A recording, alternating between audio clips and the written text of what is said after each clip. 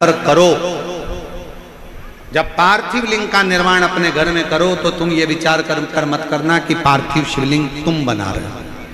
विचार ये करना कि इस पार्थिव शिवलिंग का निर्माण हम नहीं कर रहे, स्वयं ब्रह्मा और विष्णु भगवान शिव की कृपा से ये पार्थिव शिवलिंग का निर्माण कर रहे हैं। पार्थिव लिंग का निर्माण वो कर,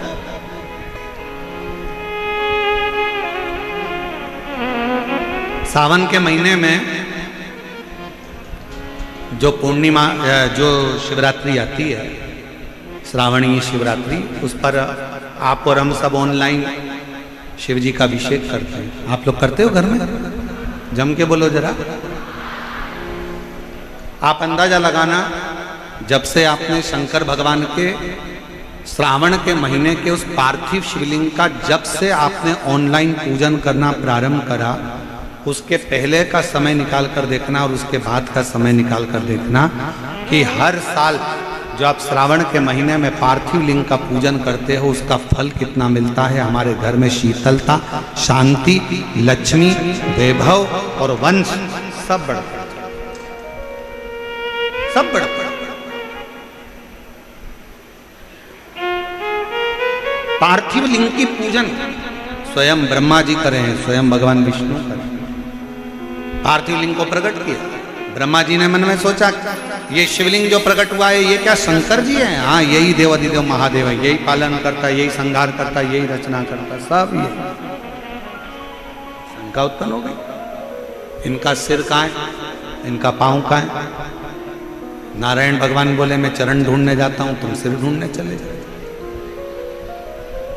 जब फिर निवेदन करेंगे, ज्ञानी को समझाना सरल है, अज्ञानी को समझाना सरल है, पर अभिमानी को समझाना दुनिया का सबसे कठिन काम है। ज्ञानवान को समझाओगे तो वो सरल है, अज्ञानी को समझाओगे तो सरल है, पर अभिमानी को नहीं समझा सकते जिसके अंदर अभिमान है। रावण ज्ञानी था, अज्ञानी था, पर उसके साथ में सबसे बड़ी बात थी कि वो अभिमानी बहुत था। उसको मंदोदरी समझा ही नहीं समझा, सबने समझाया नहीं समझा, कहां समझा?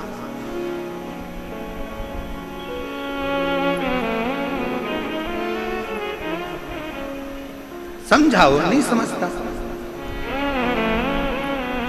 आप किसी को कह दो हमारा पड़ोसी हमें परेशान कर रहा है, और वो पड़ोसी को कितना भी समझा लो वो नहीं समझेगा, उसमें अभिमान हो सकता है।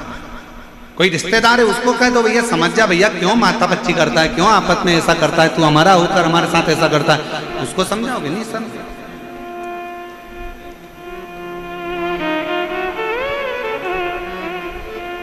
कल जब हम दिलीप जी के यहाँ पहुंचे, हम वहीं रुके हैं, दिलीप जी अग्रवाल जी के यहाँ जो जजमान परिवार है उनके यहाँ पर कल हम पहुंचे, तो शाम के समय पर एक व्यक्ति ने हमसे एक बात कही कि गुरु जी आज का जमाना इतना बेरोजगारी का हो गया कि लोग नए नए लड़के, नए नए बच्चे सब बेरोजगार होकर खड़े, सब बेरोजगार।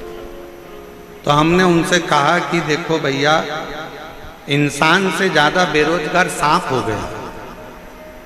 क्या सांप?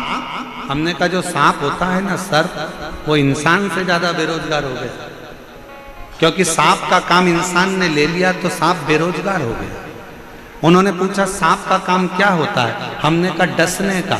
आज का आदमी को इतने डसने में लगा है कि सांप बेरोजगार हो गया और आदमी काम का हो गया।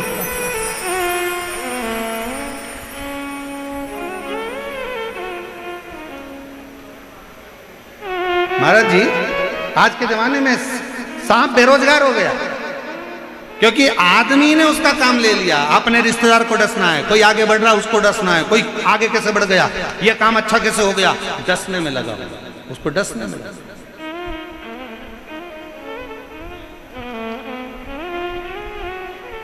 बेरोजगार हो गया बेचारा सांप, और आदमी रोजगार हो गया कि कोई आगे बढ़ रहा है उसको खींच लो, कोई आगे बढ़ रहा है उसका पांव खींच लो, कोई आगे जा रहा है उसको खींच कर लिया।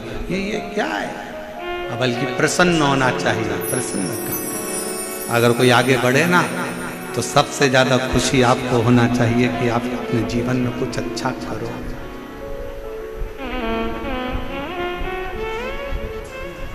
ये जो फिरोजाबाद से ये भैया जो माला लेकर आता है, ये पूरी हर कथा में, वो बेटा हर कथा में आता है फिरोजाबाद से। एक बार कुबेरेश्वर धाम आया था और उसने बस उस समय पर उसके पास खुद का भी किराया नहीं था, दुखी था, तकलीफ था।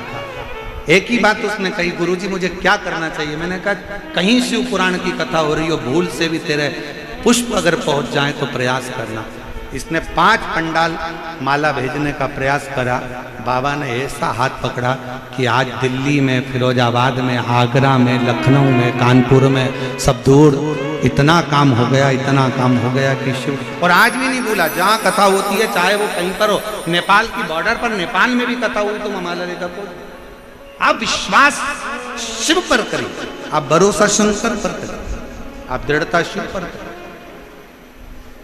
और तेरा ही